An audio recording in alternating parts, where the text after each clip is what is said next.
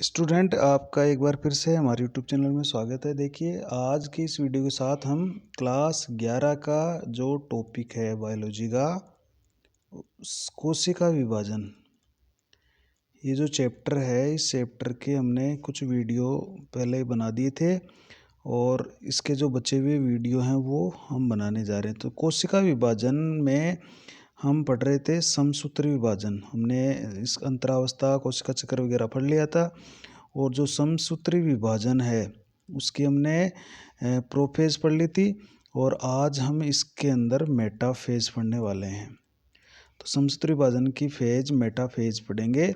इससे पहले वाले जो वीडियो हमने बना चुके हैं वो पढ़ चुके हैं। तो प्रोफेज अपन पढ़ चुके हैं और अब आज के वीडियो में अपन पढ़ेंगे मेटाफेज। तो देखिए, मेटाफेज इसको अपन इस तरह से लिखते हैं, मेटाफेज,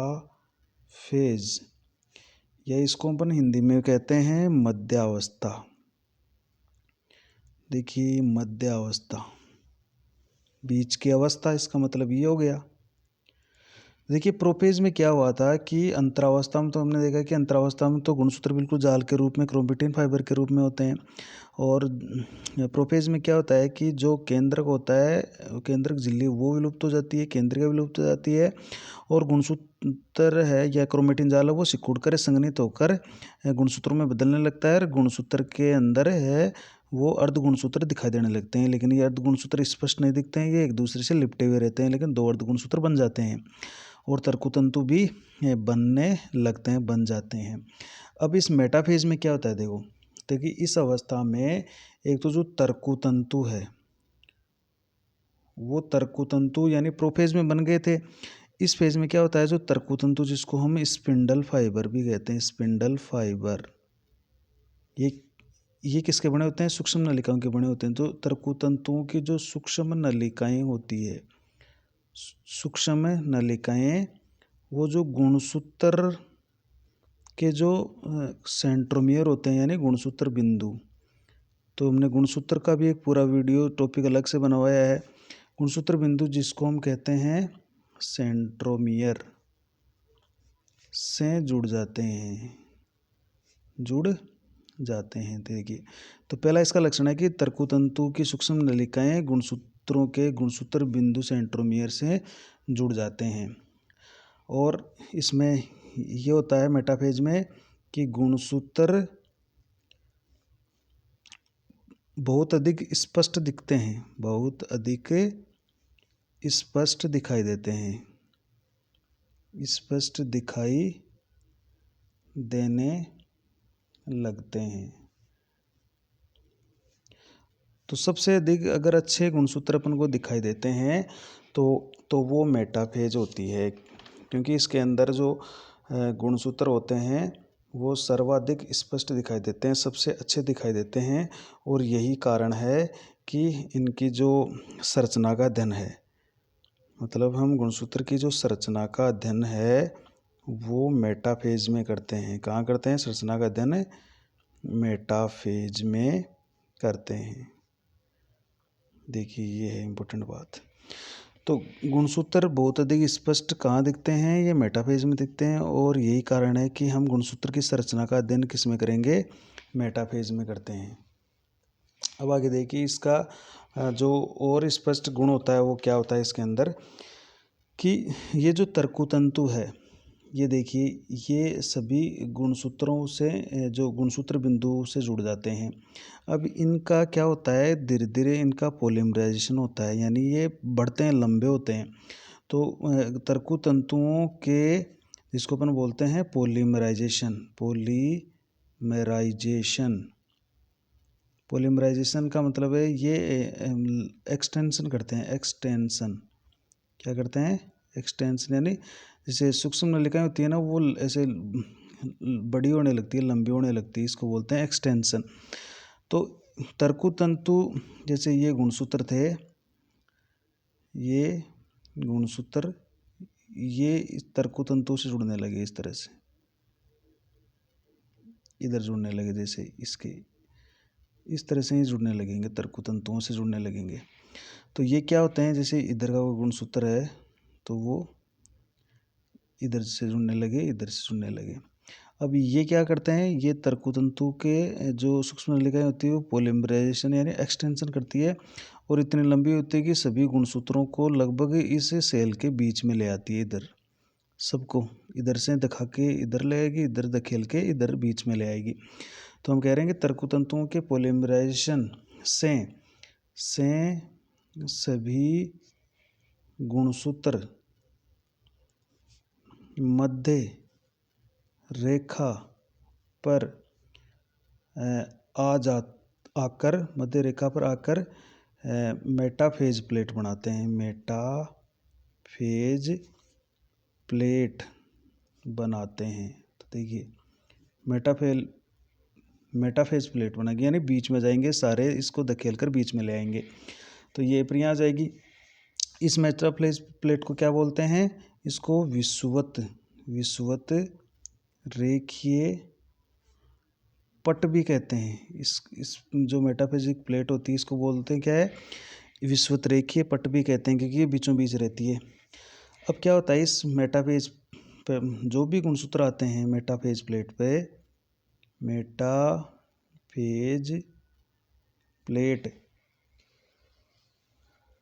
मेटाफेज प्लेट पर जो भी गुणसूत्र आकर व्यवस्थित होते हैं ना, उनमें क्या होता है, जो गुणसूत्र बिंदु होता है वो तो होता है प्लेट की ओर होगा, तथा जो गुणसूत्रों की भुजाएं होगी वो ध्रुवों की तरफ होती है। मतलब ऐसे हो जाएगा इसके अंदर, यानी जो गुणसूत्र बिंदु होगा वो तो होगा ध्रुवों की आपके प्लेट की तरफ, इस तरह से प्लेट की तरफ होगा, और जो भुजाएं होगी वो ध्रुवों की तरफ होगी, इस तरह से। ये देखिए इस तरह से आ जाएगा, या अपन इस तरह से कहें कि ये सारे इस तरह से हो जाएंगे। ये जैसे इधर हो गया, ये इधर हो गया और ये इधर हो गया, इस तरह से हो जाएंगे। ये बीच में आके गुणसूत्र बिंदु तो होगा प्लेट की तरफ और भुजाएं हो जाएगी ध्रुवों की तरफ, इस तरह से हो जाएगा। ये यहाँ पर इस तरह से ये व्यवस्थित हो चुके हैं। देखिए अब इसमें एक फर्क और है कि जो बड़े गुणसूत्र होते हैं, बड़े गुणसूत्र वो तो रहते हैं परिधि की तरफ, परिधि की ओर, मतलब इधर परिधि की तरफ रहेंगे, और मध्य में रहते हैं छोटे गुणसूत्र।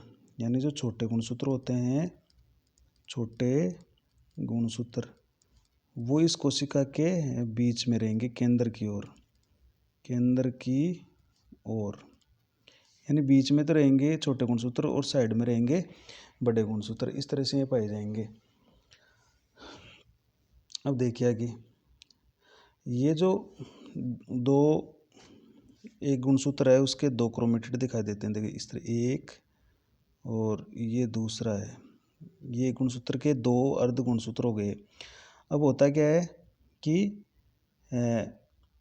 ये जो दोनों क्रोमेटिड है ये प्रतिकर्षित होते हैं, यानी गुणसूत्र के जो दोनों अर्ध गुणसूत्र है वो एक दूसरे को प्रतिकर्षित करते हैं। और होता क्या है, इस प्रतिकर्षित करने से देखिए ये इसका तो इधर मुड़ जाएगा और ये इधर मुड़ जाएगा इस तरह से, और ये इधर मुड़ जाएगा और ये इधर, इस तरह से हो जाएंगे। मतलब दोनों अर्ध गुणसूत्रों के प्रतिकर्षण के कारण जो भुजाएं हैं वो तो चली गई है ध्रुवों की तरफ, और जो गुणसूत्र बिंदु है वो हो गया है प्लेट की तरफ। ये स्थिति आ गई है यहाँ पे। तो अभी हम पर कह रहे थे कि जो गुणसूत्र बिंदु होता है वो तो होता है मेटाफिजिक प्लेट की तरफ, और जो भुजाएं होती है वो होती है आपकी ध्रुवों की तरफ। तो ये कारण क्या है, ये जो अर्ध गुणसूत्र है इनमें प्रतिकर्षण होता है। क्या होता है? प्रतिकर्षण होता है, क्योंकि सिस्टर होते हैं दोनों, और इन दोनों में प्रतिकर्षण होने के कारण ये स्थिति आ जाती है कि ये दोनों दूर दूर हो जाते हैं, तो ध्रुवों की तरफ ही हो जाते हैं। ये स्थिति आ गई है यहाँ पे। अब देखिए यहाँ पे मतलब दूर दूर हो गए हैं, दोनों जो अर्धगुणसूत्र है वो दूर दूर हो गए हैं, लेकिन यहाँ पर अभी ये जो दोनों अर्धगुणसूत्र है ये इस गुणसूत्र बिंदु से जुड़े हुए हैं, अलग नहीं हुए हैं। बात ये है दोनों यहाँ से जुड़े हुए हैं, लेकिन दूर दूर तो हो गए हैं लेकिन जुड़े हुए हैं। तो ये थी हमारी मेटाफेज, यानी क्या क्या देखा हमने इसके अंदर कि एक तो देखा है हमने कि तर्कतंतु की सूक्ष्म नलिकाएं थी वो गुणसूत्र बिंदु यानी सेंट्रोमेर से जुड़ गई, और गुणसूत्र बहुत अधिक स्पष्ट दिखाई देने लगते हैं, और इसलिए इसकी संरचना का अध्ययन जो अपन करेंगे वो मेटाफेज में करते हैं। गुणसूत्र की संरचना का अध्ययन किस में करेंगे? मेटाफेज में। तर्कतंतु के पॉलीमराइजेशन यानी बहुलीकरण से, इसको आप बहुलीकरण भी कह सकते हो, बहुलीकरण या इससे यानी एक्सटेंशन, यानी जैसे लंबाई बढ़ती, जैसे छोटी सी सूक्ष्म उसकी लंबाई बढ़ती जाएगी, इधर से भी बढ़ती जाएगी, और सारे गुणसूत्रों को बीच में लाया जाएगा यहाँ पर बीच में। तो एक्सटेंशन से सभी गुणसूत्र मध्य रेखा पर आकर मेटाफेजिक प्लेट बनाते हैं। तो यहाँ पर हम बीच में आकर कट हो जाते हैं तो उसको बोलते हैं मेटाफेजिक प्लेट। इसको अपन विषुवतरेखीय पट भी कहते हैं। और मेटाफेज प्लेट पर क्या होता है? गुणसूत्र बिंदु प्लेट की ओर और भुजाएं ध्रुवों की तरफ होती है। ये क्यों होती है?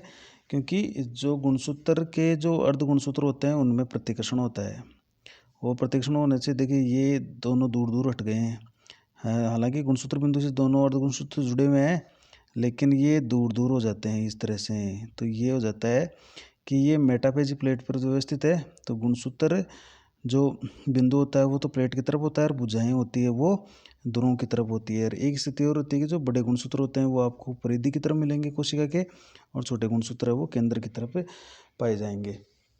तो यहाँ पर एक सबसे इम्पोर्टेंट बात है कि यहाँ पर गुणसूत्र हमें सर्वाधिक स्पष्ट दिखाई देते हैं, और यही कारण है कि जो हम गुणसूत्र की जो आकारिकी है, आकारिकी यानी मॉर्फोलॉजी, ये और याद कर लेना आप, मॉर्फोलॉजी का अध्ययन या उसकी जो कंप्लीट संरचना है उस संरचना का अध्ययन हम आकारिकी या मॉर्फोलॉजी या उसकी संरचना का अध्ययन हम किस में करेंगे? मेटाफेज के अंदर कर लेंगे। तो ये तो हो गई इसकी आपकी मेटाफेज की बात। अब अपन देख लेते हैं एनाफेज को। देखिए एनाफेज के अंदर क्या होता है, इसके बाद में आती है एनाफेज, तीसरी अवस्था एनाफेज। एनाफेज इसको हिंदी में लिखते हैं अपन पश्चावस्था। क्या लिखते हैं? पश्चावस्था। अब देखिए इसके महत्वपूर्ण क्या ध्यान रखना है। यह देखिए जो एम फेज थी यानी माइटोटिक जो फेज थी, एम फेज की सबसे छोटी अवस्था है। एक तो ये याद रखना, सबसे छोटी अवस्था कौन है? एनाफेज। एम फेज की प्रोफेज, मेटाफेज, एनाफेज, टेलोफेज 4 अवस्था होगी। जो सबसे छोटी अवस्था होगी वो एनाफेज होगी। इस अवस्था के देखिए सबसे इम्पोर्टेंट गुण क्या है इसमें? गुणसूत्र जो बिंदु होता है, गुणसूत्र बिंदु का विभाजन होता है। ये बहुत इम्पोर्टेंट गुण है इसका, बहुत इम्पोर्टेंट। गुणसूत्र बिंदु का विभाजन होता है जिससे क्या होता है? जिससे दोनों अर्ध गुणसूत्र अलग अलग हो जाते हैं। देखिए अलग अलग हो जाते हैं, मतलब क्या थी? ये स्थिति थी अभी तक, ये स्थिति थी। अब इसका विभाजन हो गया तो देखिए ये तो अलग हो गया और ये एक अर्ध गुणसूत्र अलग हो गया। तो देखिए 2 टुकड़े बन गए, यानी एक गुणसूत्र के 2 भाग हो गए यहाँ पर। तो ये कहलाएंगे अर्ध गुणसूत्र। 2 अर्ध गुणसूत्र अलग अलग हो चुके हैं। अब देखिए होता क्या है, ये जो अर्ध गुणसूत्र अलग अलग होने के पश्चात, क्योंकि ये पहले तर्कतंतु सूक्ष्म नलिका से जुड़े हुए थे, इस तरह से जुड़े हुए थे। अब क्या करेंगे? ये ध्रुवों की तरफ गति करेंगे। तो देखिए तर्कतंतुओं की सूक्ष्म नलिकाओं के कारण ये यहाँ से जुड़े रहते हैं गुणसूत्र बिंदु से, तो ये धीरे धीरे ध्रुवों की तरफ गति करने लगते हैं। तो धीरे धीरे भी क्या होती है, जैसे ये कोशिका है, अभी यहाँ पर क्या हो गया है कि ये जो गुणसूत्रों के टुकड़े हो चुके हैं देखिए इस तरह से, और ये किससे जुड़े हुए हैं? तर्कतंतु से। अब तर्कतंतुओं की जो सूक्ष्म नलिकाएं वो छोटी होती जाएगी, यानी सिकुड़ती जाएगी, और धीरे धीरे सिकुड़ेगी। तो ये जो अर्धगुणसूत्र है ये ध्रुवों की तरफ चलता जाएगा, तो धीरे धीरे ये सूक्ष्म नलिकाएं सिकुड़ती जाएगी और सिकुड़ने से ये जो टुकड़े हैं अर्धगुणसूत्र ये ध्रुवों पर जाकर इकट्ठे हो जाएंगे, दोनों ध्रुवों पर। तो हम इसका अगला गुण क्या लिख सकते हैं, इसमें ये लिख सकते हैं कि तर्कु तंतुओं की सूक्ष्म नलिकाओं के नष्ट होने सिकुड़ने से, जिसको अपन कहेंगे डीपोलिमराइजेशन। देखिए, तर्कु तंतु की सूक्ष्म नलिकाओं के डीपोलीमेराइजेशन।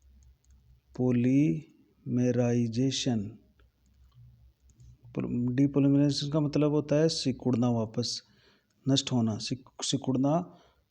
डीपोलीमेराइजेशन के कारण गुणसूत्र यानी अर्धगुणसूत्र ध्रुवों की ओर गति करने लगते हैं, ध्रुवों की ओर गति करने लगते हैं। यानी पोलीमराइजेशन के बाद में डीपोलीमराइजेशन होता है, सिकुड़ रही है, तो गुणसूत्र अर्धगुणसूत्र वो दोनों ध्रुवों की तरफ चलने लगे हैं, ये स्थिति आ गई है। और ये जो अर्धगुणसूत्र है ये देखिए ध्रुवों पर तब तक गति करेंगे जब तक ये ध्रुवों पर नहीं पहुंच जाते पूरी तरह से। जब ये ध्रुवों पर पहुंच जाते हैं तब इनकी गति रुक जाती है, तो ये दोनों ध्रुवों पर पहुंच जाते हैं। तो देखिए ये एक निश्चित गति से जाएंगे, मतलब यहाँ से शुरू होंगे तो धीरे धीरे यहाँ ऊपर की तरफ गति करेंगे, दोनों ध्रुवों की तरफ ये गति करेंगे। तो गुणसूत्र जिस गति से मेटाफेजिक प्लेट से ध्रुवों की तरफ गति करते हैं उस गति को हम कहते हैं एनाफेजिक मोमेंट। क्या कहेंगे उसको, एनाफेजिक मोमेंट। एनाफेजिक मोमेंट का मतलब क्या है कि अर्धगुणसूत्र जिस गति से मेटाफेज प्लेट से ध्रुवों की ओर गति करते हैं उसे एनाफेजिक मोमेंट कहते हैं। अब इसमें देखिए क्या होगा, जब एनाफेजिक मोमेंट होगा ना तब स्थिति ये आएगी कि इनकी भुजाएं तो रह जाएंगी पीछे की तरफ, इनकी भुजाएं तो रह जाएगी पीछे की तरफ और गुणसूत्र बिंदु हो जाएगा आगे की तरफ।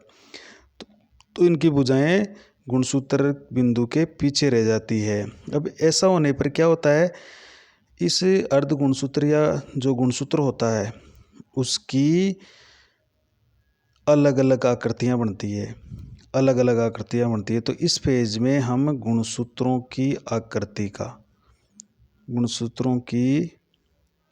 आकृति बहुत इंपॉर्टेंट है, आकृति का अध्ययन करते हैं। हमने आकार की संरचना का अध्ययन तो कहाँ किया था, मेटाफेज में, लेकिन यहाँ पर जो आकृति बन रही है उस आकृति का अध्ययन अपन यहाँ करेंगे। यहाँ पर देखिए ये जो गुणसूत्र होगा, जैसे एक तो इस तरह का होगा कोई, तो ये तो वी आकार का है कोई, या इस एल आकार है, या ये वी या एल आकार है, कुछ इस तरह का होगा, कुछ इस तरह का होगा, यानी एल या जे शेप, कुछ आई शेप होगा। तो यहाँ पर अपन गुणसूत्रों की आकृति यानी वी एल जे या आई छड़ाकार, आई शेप, इसकी आकृति का अध्ययन कर लेंगे अपन। तो ये इसके अंदर मतलब इम्पोर्टेंट बात है कि गुणसूत्रों की आकृति का अध्ययन हम एनाफेज में करेंगे, ये इम्पोर्टेंट बात है। और इसकी एक इम्पोर्टेंट बात और पढ़ी थी कि हमने यहाँ पर गुणसूत्र बिंदु का विभाजन होता है। इसके बाद में कुछ इसके और गुण देख लेते हैं। देखिए कि होता क्या है कि जो अर्धगुणसूत्र देखिए जो विपरीत ध्रुवों की तरफ जा रहे हैं, अर्धगुणसूत्रों का विपरीत ध्रुवों की ओर जो संचलन हो रहा है या गति हो रही है, विपरीत ध्रुवों की ओर गति, ये गति कैसे हो रही है, इसका कारण क्या क्या है। तो देखिए इसके कई कारण है। एक तो इसका कारण है तर्कु तंतु की सूक्ष्म नलिकाओं का सिकुड़ना, या उनका अपने डीपोलीमराइजेशन कहा था, उसको क्या कहा था, डीपोलीमराइजेशन। एक तो ये कारण है, और एक है गुणसूत्रों में प्रतिकर्षण। देखिए प्रतिकर्षण भी हो रहा है गुणसूत्रों में, प्रतिकर्षण, तो उसके कारण से भी आसानी से ये गति दोनों ध्रुव की तरफ पड़ जाते हैं। और एक चीज़ होती है, गुणसूत्रों के बीच में कुछ तर्कुतंतु और बनते हैं जिनको अपन बोलते हैं अंतर क्षेत्रीय रेशें के बनने व इनके क्या है, दीर्घन से, इनके दीर्घन के से या के कारण, दीर्घन के कारण। तो ये कुछ कारण है। सूक्ष्म नलिकाओं का सिकुड़ना और गुणसूत्र का प्रतिकर्षण होना, अंतर क्षेत्रीय रेशों के बनने और उनके दीर्घन के कारण गुणसूत्र है वो आपके ध्रुवों की तरफ चले जाते हैं। अब देखिए होता क्या है, कहाँ कहाँ ये होते हैं। देखिए तीन ये रेशें कौन कौन से होते हैं। देखिए ये कोशिका है। अब यहाँ पर देखिए ये गुणसूत्र इधर जा रहे हैं। देखिए एक तो ये है, एक ये है, अपन ये गुणसूत्र बना देते हैं। ये गुणसूत्र ये है, एक ये है, एक ये है, और ये है वो ध्रुवों की तरफ जा रहे हैं, इधर से ये गति कर रहे हैं। देखिए अब ये जो डायरेक्ट गुणसूत्र बिंदु से जो तर्कुतंतु जुड़े हुए हैं, इनको तो अपन बोलते हैं गुणसूत्रीय रेशें। क्या कहेंगे, गुणसूत्रीय रेशें। देखिए डायरेक्ट ये गुणसूत्र से जुड़ा हुआ है, गुणसूत्रीय रेशें। गुणसूत्रीय रेशें हैं वो गुणसूत्र के गुणसूत्र बिंदु से जुड़े रहते हैं, गुणसूत्र बिंदु से डायरेक्ट, और उसको खींचते रहते हैं ऊपर की तरफ सिकुड़न के कारण। कुछ तर्कुतंतु देखिए यहाँ पर इन दोनों गुणसूत्रों के बीच में, और है देखिए यहाँ पर ये है, ये गुणसूत्र के बीच में यहाँ पे, इसको बोलते हैं अपन अंतर क्षेत्रीय रेशें। ये ज़्यादा इम्पोर्टेंट है थोड़ा, अंतर क्षेत्रीय रेशें। तो ये क्या करता है, ये पहले छोटा तार फिर इसे बड़ा होता है, इसका एक्सटेंशन होता है, तो ये गुणसूत्रों को ध्रुवों की तरफ धकेलता है। तो अंतर क्षेत्रीय जो रेशे होते हैं ये दो पुत्री गुणसूत्र यानी दो गुणसूत्रों के बीच में पाए जाते हैं, और ये केवल एनाफेज में दिखाई देंगे। ये कहाँ दिखाई देंगे आपको, ये एनाफेज में दिखाई देंगे। ये केवल और केवल एनाफेज में आपको दिखेंगे और कहीं नहीं दिखेंगे। जबकि दूसरे तो जैसे मेटाफेज में भी दिख रहे थे, लेकिन अंतर क्षेत्रीय रेशे केवल और केवल आपको एनाफेज में दिखाई देंगे। इसके अलावा देखिए कुछ और रेशे और होते हैं जो डायरेक्ट ध्रुवों के संपर्क में रहते हैं। जैसे ये एक है, एक ये इधर है, ये पूरा का पूरा दोनों ध्रुवों से संपर्क में है, तो ये ध्रुवों से जुड़े हुए हैं, तो इनको अपन बोलते हैं निरंतर रेशे, कंटिन्यूअस फाइबर या निरंतर रेशे। तो तीन तरह के रेशे हैं और एनाफेज के अंदर। तो ये जो अंतर क्षेत्र रेशे एनाफेज में प्रकट हो जाते हैं। देखिए एनाफेज में प्रकट हो रहे हैं, तो ये क्या कर रहा है, इन गुणसूत्र बिंदु के विभाजन से दो अर्ध गुणसूत्र बन रहे हैं, पुत्री गुणसूत्र बन रहे हैं, उनको ऐसे ये फैल रहा है, इसका एक्सटेंशन हो रहा है और ये ध्रुवों की तरफ इसको धकेल रहा है। तो यहाँ पर कारण क्या है, देखिए सूक्ष्म नलिकाएं भी इसको खींच रही है ऊपर से, गुणसूत्रों में भी प्रतिकर्षण है, और अंतर क्षेत्र रेशें ये भी इसको धकेल रहा है। तो ये रिजल्ट क्या निकलेगा, अंत में ये गुणसूत्र है वो सारे के सारे क्या हो जाते हैं, इधर ध्रुवों पर जाकर इधर इकट्ठे हो गए और आधे इधर इकट्ठे हो गए। देखिए आधे का मतलब ये बराबर जो गुणसूत्र है, ये एक एक टुकड़ा इनका 46 टुकड़े तो इधर आ गए और 46 टुकड़े इधर चले जाएंगे। 46 टुकड़े यानी 46 अर्धगुणसूत्र और 46 गुणसूत्र अर्धगुणसूत्र यहाँ पर, यानी आधे जो अर्धगुणसूत्र है, यानी एक गुणसूत्र में जो एक अर्धगुणसूत्र है वो यहाँ पर आकर इकट्ठे हो जाएंगे। देखिए इसके बाद में आता है टेलोफेज, जो कि हम इसको बाद में पढ़ने वाले हैं।